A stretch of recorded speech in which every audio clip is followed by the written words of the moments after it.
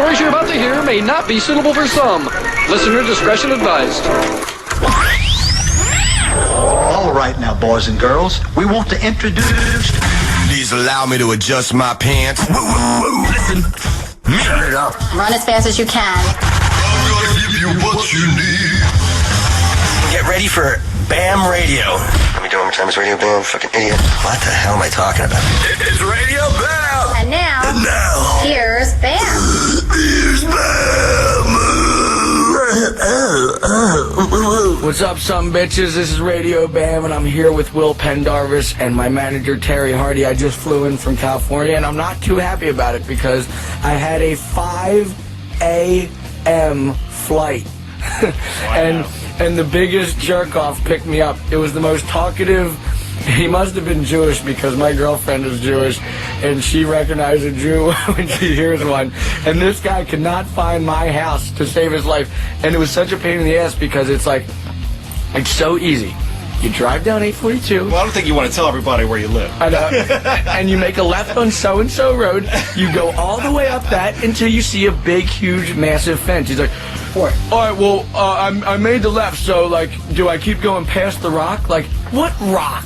I don't, fuck the rock. Like, just keep on driving until you find the fence. He's like, all right, well, I don't see a fence yet. Well, because you didn't pass it yet. Once you see a massive fence, like, dude, this guy was not getting it whatsoever, and he was already, like, 30 minutes late. Wow. And in his defense, you do live in a compound deep in the forest. Some fuck nowhere. Yeah, in Egypt. And, like, you know, it doesn't take much to piss my girlfriend off, but she's just, like, holding the phone, like, outside, like, just shaking her head, like, are you kidding me? You gotta be kidding me about this dude. Like, look, the rock is irrelevant. I don't know what rock you're talking about. Because all I know is that go past it until you see a huge, massive fence that you cannot miss. Like, you literally can't, and there's cameras everywhere. Like, and this guy's like, yeah, I didn't, it was so annoying. And then what was even more annoying was when I got into the car, it was 5 in the morning, so it's all I wanted to do was sleep in it. And he's like, so, what's your name? I'm like, my name is Sleep. Really? Well, what's your first name? I wanna sleep. You know, like, oh, that's cool. So would you grow up around here? Like, you just don't get it, do you, dude? And then, of course, yeah. And then, of course, you have to tip him because then I'm gonna get a bad name or whatever. Like my buddy Lennon went to a party in Westchester, and he's like, yeah, I mentioned your name at this party, and he's like, oh, Bam is such an asshole. Like, he's like, how come? He went to TGI Fridays in Exton one time, and he didn't even tip me. I have never been to TGI Fridays in Exton in my entire motherfucking life. So, like, there must have been some dude with, like, a red shirt and a crooked beanie who she might have thought was me or something, you know? And she's like, oh, you must be Bam. And then they say, oh, yeah, because they get that a lot around Westchester, you know? Maybe Vito was there and did buffalo wings or something like that. Yeah, you and Vito look a lot alike. So. Yeah, I know. Oh, and then his asshole buddy Wayne, he always, like, really drunk girls, like, sometimes think that he's me. I don't know how, because he looks like a fucking weasel. they mistake him for Steve-O and me and Steve-O do not look anything alike. Totally. But, like, you know, he'll, like, hump the girls because of that, and then they'll wake up the next day thinking that they just banged me out. You know awesome. What I mean? Yeah, rad.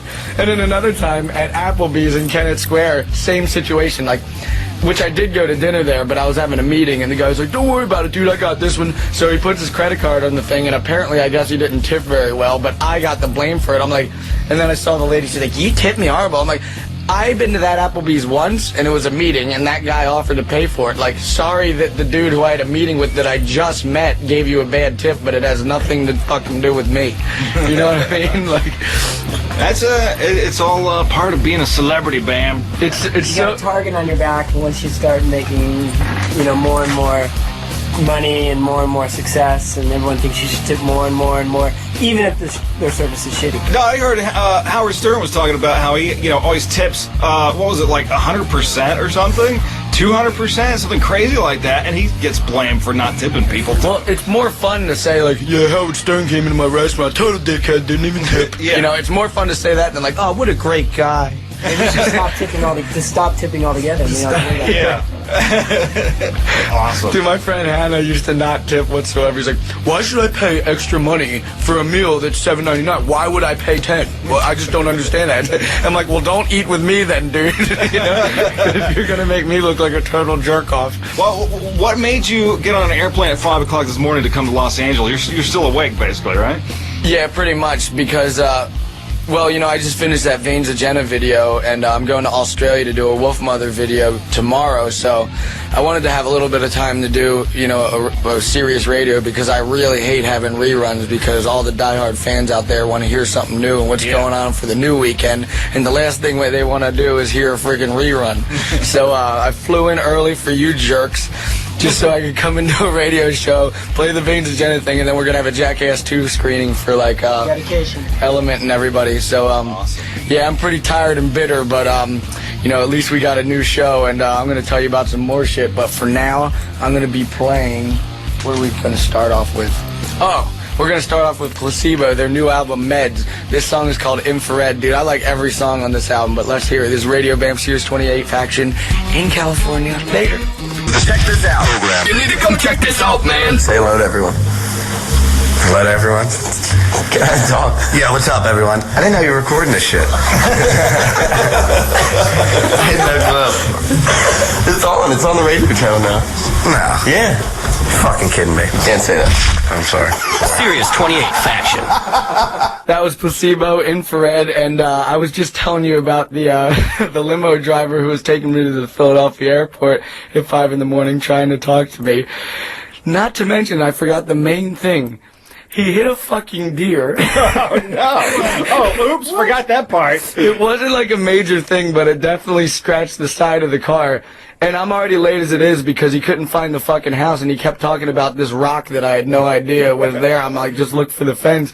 So, so he gets out and he's looking at the dent. I'm like, buddy, you looking at the fucking dent isn't gonna fix the dent. What's done is done. Get me to the fucking airport. Like, you dwelling about a dent in your car is not gonna make the dent go away. Like, you shouldn't even have looked at it. Just hop in your car and fucking take me to the airport, you know? Oh, we just hit a deer. Yes, you hit the deer ran away, the deer's fine, and so is your car. It's a little fender bender, you'll fix it. You know what I mean? Like, what the fuck, dude? Getting out there and looking at it as I'm late for a flight is not gonna, like, make that car any better. Like, the damage has been done. Well, maybe he wanted to get the information on the deer's insurance company. Yeah. Man, Track down the deer. your life is a living hell, Bam. Not to mention the cab dude that hit my car on Vine in Hollywood and then fled the scene. Remember that? Oh, yeah, this is the cab that hit your Lamborghini and then took off. Yeah. What's going on with that, man? Did they ever track that guy down? Well, he had crutches. He came out with crutches, and he was like, yeah, this is all your fault. All my fault? Yeah, right, dude. Wait till the police get here. You're driving around in crutches with a fucking foot cast. You're doomed any way you look at it. Then I think he really did get scared. So his Armenian ass took off and fled the scene. Awesome. Man almighty, dude. I got a question for you, Ben. You mentioned that you were going to go to a screening of the new Jackass movie. Have you seen the thing yet? Have you seen the whole thing? I haven't seen it completely from start to finish. I've always seen clips, and then, you know, they wanted to change songs and stuff like that. But I have not seen the opening, which I'm looking really forward to seeing, because I'm not going to give it away. But all that I'm saying is that I like being in control of my stunts, and the opening of this, I'm not in control because it involves really wild animals, and when I finished the opening of the movie and I wasn't too hurt, I was pretty thankful for that, but I still got a tattoo of a grizzly bear fucking a kitty cat, and the cat is saying, fuck Jeff. And Jeff is Jeff Tremaine, the director, who made me do the opening. I showed him the day I got it. He was laughing his ass off so bad. Awesome. Like, man, I have some pretty bad tattoos, but I mean, a big fat grizzly bear humping a little cute little kitty cat saying, fuck Jeff, that's a pretty retarded ass tattoo. Thank God it's on my legs and I barely wear shorts. Awesome. Well, what you have seen of the movie, I mean, without giving anything away, how would you compare it to the first Jackass movie? This one I'm definitely more proud of, because it seemed like, I mean, Jackass 1 is fucking great, don't get me wrong, but we came out of doing like 5 seasons of a show straight to a movie, so we were already burned as it is. You know, with this movie, we had a 4-year window where everybody was just dying to get hurt again. So as soon as we started filming, we fly into Florida, and everybody, you know, it's just like, all right, who wants to get their dick chopped off and then throw it in the river? Like, me. Everybody's like dying to do it, when before it was just like, all right, who wants to do this pretty lousy stunt? Like, oh, I don't feel like getting hurt today. You know, like, this time everybody was hungry to take the best stunt, and it really shows. And if this movie doesn't make loads of money, I'm going to eat my hat. Did anybody get fucked up during filming or hurt bad? Dude, Knoxville bruises so easily. I think at one point, like, 50% of his entire body was just black and blue. Wow. And, Steve-O went to the hospital for a real bad, I think he did something bad to his back, but, he was out for like 50% of the movie, and, you know, when that healed, he really had to take care of business for the last few months of filming, because, there was one point where, like, we had 70% of the movie done, and Steve-O probably had 3 things, which is, you know, you're supposed to have at least 20 or something, you know? Yeah. Wow. Who's the most willing person out of the whole group? Who's the most willing person to take one for the team, would you say? I think on this movie, Knoxville, just because... Really? But he's Mr. Movie Star. Yeah, you know. Yeah, I want to bruise that pretty face. Well, I think maybe you realize that nobody gave a shit about him having 2 heads in Men in Black, and, you know, I mean, he might have got $1 million or whatever he got for having 2 heads in Men in Black, but, like, dude... People want to see him get kicked in the dick, dude. They don't want to see him wearing 2 alien heads. And I think he realized that, and that's why he went so all out on this one, because and the cool thing is, like, you know, I'll do a stunt, Steve-O will do a stunt, and, like, you know, I've seen Steve-O dwell on doing a bit for 40 minutes before he actually decided to do it. Knoxville will just show up with a smile on his face, like, what am I doing? Getting on this rocket, getting blasted to the moon? Well, shit, let's do it. You know, like, right. He won't even think about it one bit, and I think that's what's cool, because there is no, like, downtime with him. It's just like, just get me on the fucking thing and send me to the moon. I don't care, you know, like, and that's what makes it rad. Awesome. But, yeah, man, there's a lot of people coming up to the Paramount lot today to check it all out, and then off to Australia for a Wolf Mother video, which is going to be the single for the new movie. Oh, awesome. And, yeah, I guess I'm excited to go to Australia. I just don't want to go on that fucking long-ass flight. Which brings me to the flight on here, which was another thing. So I'm so mad about chit-chatting with the guy. Like, dude, I was laying in the back of the limo, just, like, fake snoring just so the guy would leave me the fuck alone, and he's still just like, so, who was that outside? Was that your sister and your brother? I'm like, nope, that was my girlfriend and my uncle. Oh, cool, so what are they all about? They're about sleeping, and that's what I want to do right now, and you can't fucking understand that. Like, dude, that guy missed his calling, dude, because he should not be a driver. Not to mention, he was like jolting the car so bad, like, on the highway, like, he would let the car go so close to another car and then jam on the brakes, and he did it so many times, like, it's like, dude, you're a driver. Drive the car smooth. You know what I mean? You should have pretended you had a hearing problem or were deaf, and then just looked at him and you know, pointed at your ears like, what do you say? I don't understand. And I'm not one to talk, because I drive like a dickhead, dude. Like, I'll weave through traffic, man. Like, 1 second I'll be in the fast lane, the other second I'll cut over 5 lanes to be in the slower lane just to get past 6 cars. You know, and I'm mad at this guy. I actually wanted to just hit cruise control and go in the slow lane. That's how bad of a driver he was. So then I sit down in the plane. I'm like, thank God I could finally just sit here and relax. Then somebody sits down like, oh, so, you know, what are you doing up here in first class with all these tattoos and all? It's just like sleeping, dude. Like, you know, so everybody wants to know, dude, if you have like loads of like bracelets and all this shit and then tattoos that say bookworm on your knuckles, like, they want to know why you're sitting first class. And like, I usually just say, skateboarder, dude, leave me alone. I don't say the leave me alone part, because then they'd write letters to how I'm a dickhead, you know, just like those Applebee and TGI Friday jerk-offs. Now, you know, you should tell them, you should say, I'm the guy that you're spending so much money on to buy all your kids' presents and skateboards and all that. And all that money you spent over Christmas for all your kids, that was me. Oh, man. Have I ever taken you to Duffers in Westchester? Yeah. Well, we went to Duffers, and this drunk-ass bitch comes up, and I'm in the middle of a pool game with a buddy who I haven't seen in so long, and she comes up, like, so rude. She's like, "You're going to talk to my nephew from Florida because I make you money, and I've bought your T-shirts, and you're going to talk to him." I'm like, "That's fine, lady, but, like, there's a different way to approach somebody, and that's not it. I'm in the middle of a pool game. You could have said, like, when you're done your pool game, can you please talk to, like, you know, my nephew from Florida?" But, like, she's like, "No, I don't care about your pool game. You're going to talk to..." It's just like, dude, I got so fed up. I was just like, you know what? Fuck you. You know, I'm not going to talk to your nephew. I'm in the middle of a pool game, and you were so rude about it. You know, like, "No, you're the one that's rude." Like, she came up and argued with me, and now I have, like, 10 of my buddies on my side. And she's like, "I'm never buying a thing of yours again." I'm like, I hope you fucking don't, because I don't want somebody like you wearing my shit because you're such a fucking bitch, dude. No, that's the thing, dude. I've been out with you enough to know that, you know, dude, you're way cool with everybody. I mean, like, when we stopped at that gas station and those gangsters came up and stuff, I mean, you're like, well, of course you could be nice to them. You have to be nice to them. But you're nice to everybody. Yeah, I mean, like, even if I'm at the bar at 2 a.m. buzzing, I'm still nice to everybody. Like, but if you come up and approach me like that in the middle of a pool game, like, "You're gonna talk to my nephew because I make you money by buying your shirts," not to mention she's dialing the wrong number. Like, "Hello? Who's this? Oh shit, I dialed the wrong number. Hang on," you know, and I'm sitting there waiting politely as my buddy's waiting, like, he's like, "You're shot, dude, you're solid," you know, I'm like, yeah, no, hang on, you know, and then after a while, it's just like, you know what, lady? You need to fucking quit drinking, get your shit together, and approach me in a nicer way, because you might think I'm a dickhead, but I think you're a fucking cunt, dude. Nice. You know what I mean? A demanding one at that. A demanding cunt. So this one goes out to her. This is Rammstein, Woo Bist Du. It's German. I don't even know what it means, but the riff rocks. This is Radio Bam Sirius 28 Faction. Fuck the girl from Duffers. We're going hot right now. Oh. Stop. Run for your life. That's what we found in Don Vito's ass. This is Radio Bam, baby. On Faction 28.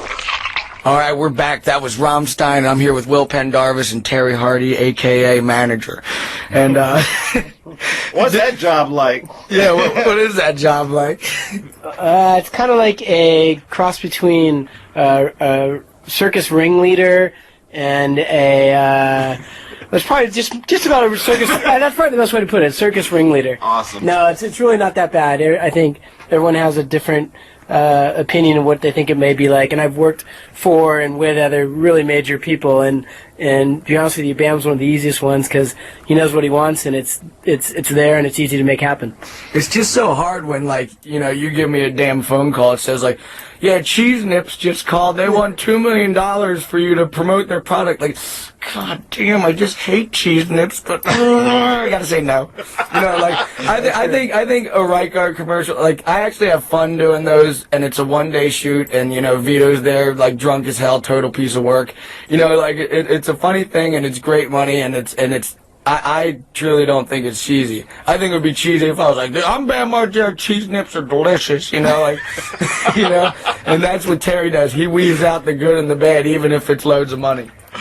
Terry's going to take that little piece right there. "I'm Bam Margera and Cheese Nips are delicious." And he's going to sell it to him. Nabisco, call us, please. Yeah. Anybody out there working for Nabisco? Yeah. But we do have cases and cases of Budweiser showing up for free now because Vito won't shut up about how he loves Bud Select on the show. Awesome. So I had to call Budweiser for a year straight to make him understand what the situation was, and we took the first step of free Bud for Vito, and he called me twice over the weekend to say thanks. Really? Wow.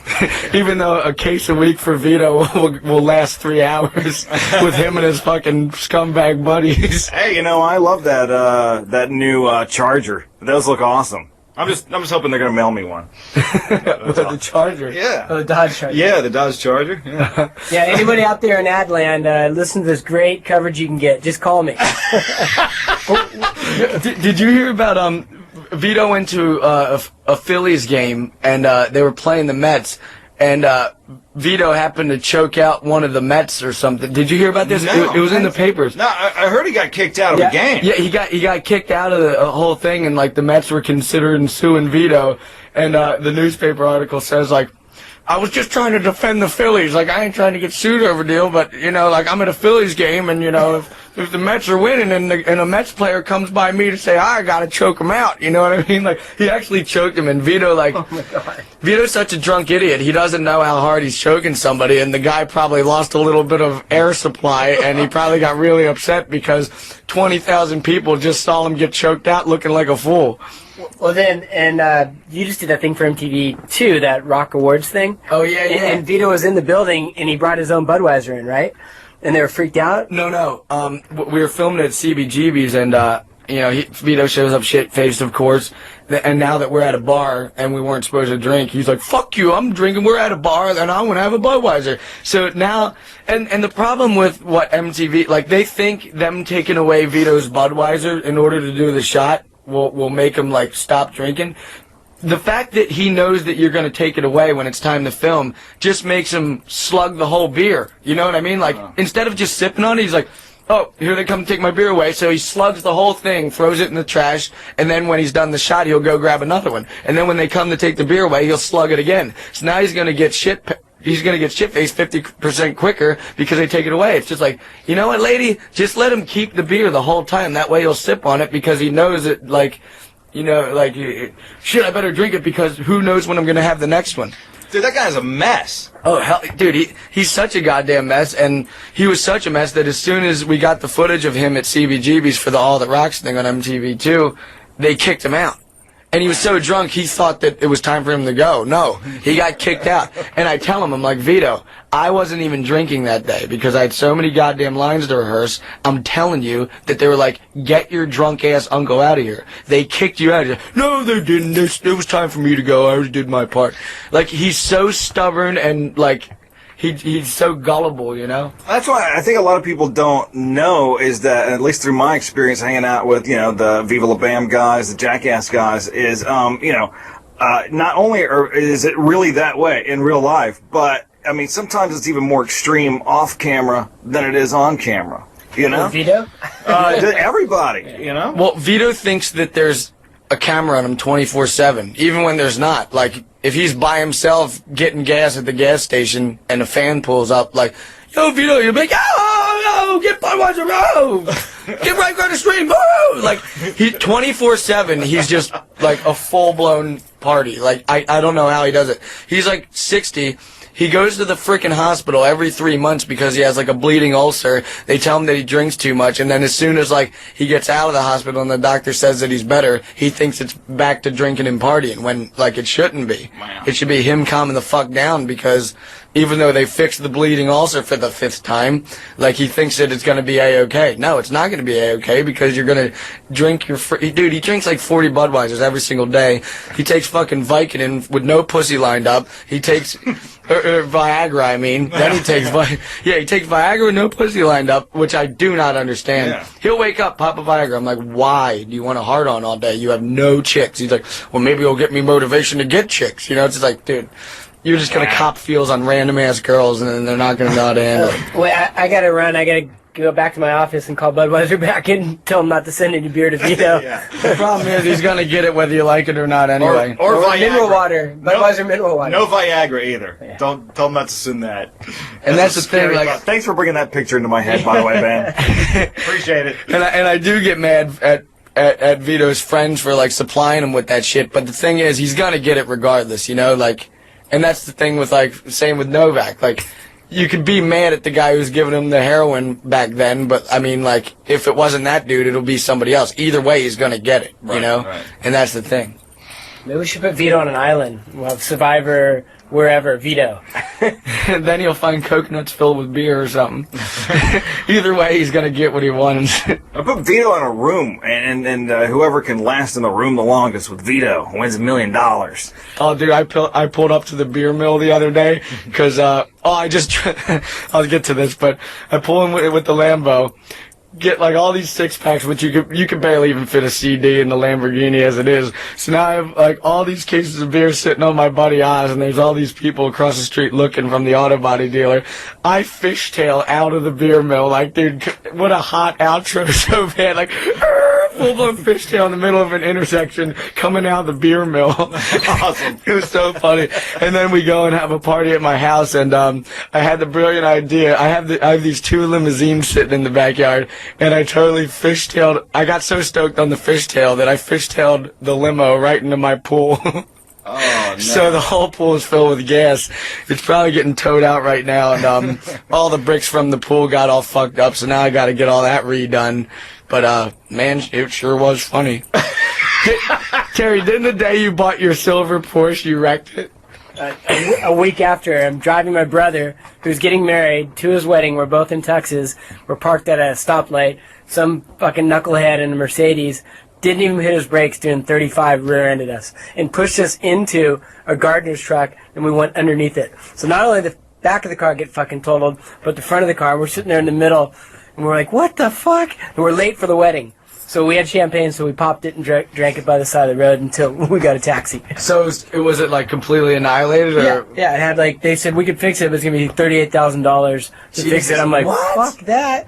Yeah. Wow. Yeah. That's what gets me about driving the Lamborghini. I don't know how you do it. I don't know how you'd like take out a car like that. I mean, you just truly have to not care, you know, like if you're one of those dickheads who gets like a Ferrari or a Lamborghini and then like when you're opening up the door and then you ding the curb, you ding the curb, it's gonna be $4,000. If you're gonna whine about that, dude, don't buy one. Go get a fucking pickup truck or something, because like if you're gonna have a sports car like that, just expect for it to get keyed, expect for you to pop the tire, expect for you to slam into a telephone pole.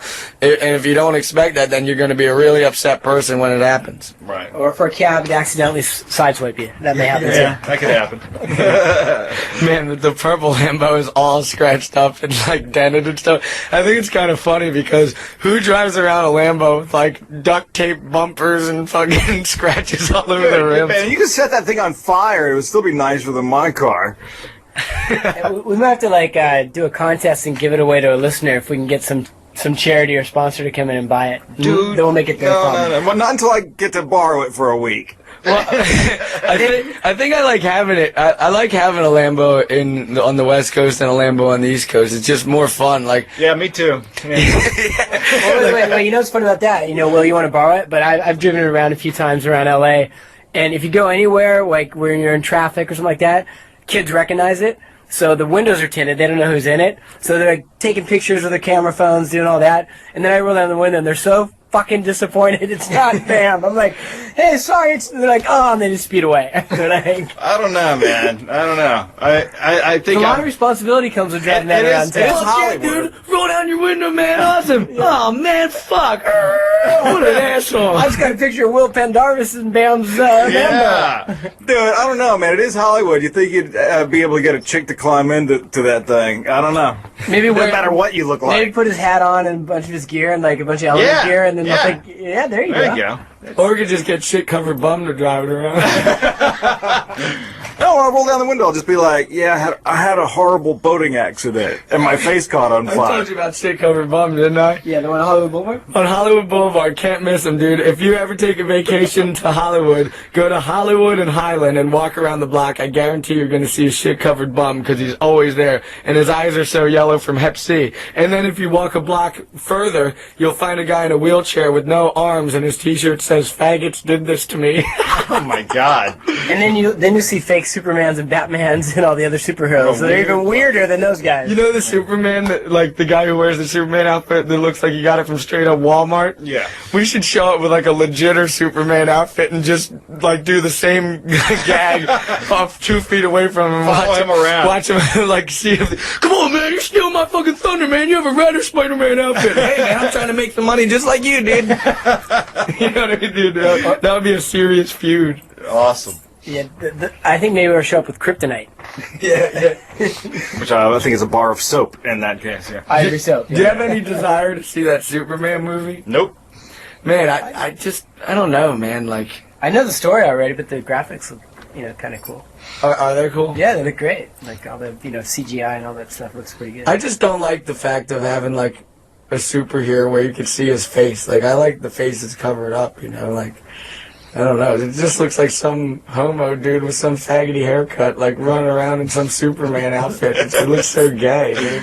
Well, how could you not in blue tights? I mean, come on. Do you think that guy's gonna have the curse of Superman like the other two? You know, each one shot himself, the other one, Christopher Reeve died from an accident. Yeah. Yeah, dude, I'm not one to believe in like superstition and karma and all that shit, but man, I don't care if they're like, yo, 200 million, you could be the next Superman. I don't care, dude. I ain't winding up falling off a horse, dude. Spend it quick.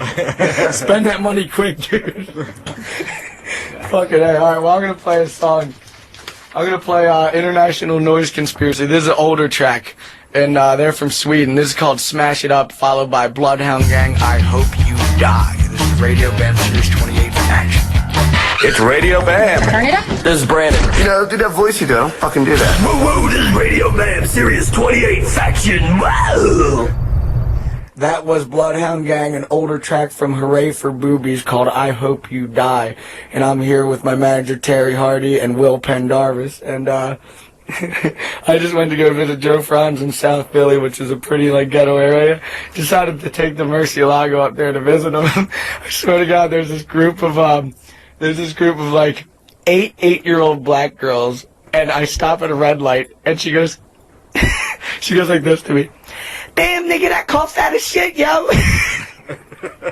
You're 8. Yeah, why you talking like that? An 8-year-old girl. Damn, nigga, that car be fat as shit, yo. Wow. Yeah, dude, it was so disturbing. I was like, how does your mom let you talk like that? Like, what the hell is going on, dude? Wow. And She probably already is a mom. yeah, I know. And the sad thing is, they just fixed the projects all around there. And, they thought that, fixing up the projects would make it look better. Swear to God, not even 5 months go by. They realized that the piping in the bathroom was made out of, like, bronze when before it was made out of, like, chrome or something. And bronze you could sell for $10 more, so half the neighborhood ripped out the bronze piping to sell it for crack. So they sold all this, like, cool bronze piping to the pawn shop or whatever. So now all their bathrooms are just ripped to shreds. Like, dude, you can't make a ghetto nice because it's just going to turn to shit in 5 seconds. People are going to tag it. People are going to rip out the piping to go sell it for more crack. Dude, there's a reason why a ghetto is because they're all drug addicts and they fucking deal drugs and they take anything that's valuable to sell it for more drugs. So there you are in a place where people rip out the tubing from their bathroom to buy crack in your Lamborghini. Come on, dude. Well, the good thing is, though, they all recognize me and like the show. Like, I actually pulled up to a gas station. A group of all these gnarly-looking black dudes in Ducatis pull up. I'm like, oh, here we go. They're just like, oh, shit, dude, you're that nigga from Viva La Bam. I'm like, and I had this strange look. He's like, what, you think us thugs don't watch that shit? I'm just like, well, it's awesome that you do, because I was pretty damn scared getting gas in the ghetto because I was on dead E, dude. Hey, speaking of that area and Joe Frantz, first of all, number one, did he sell his piping? Number two is he took me to some diner which right around his place where I guess where all like the mafia guys go. It's like some diner said like 3 people have been shot there. It's like a little, you know what I'm talking about? Like a little breakfast joint. Yeah, I know exactly. Yes, dude, South Philly. I mean, it's heavy. You know what's crazy? Like, I'm telling you about South Philly ripping out piping and all that shit. North Philly's the worst, and then West Philly's a little less worse than North Philly. South Philly's pretty okay.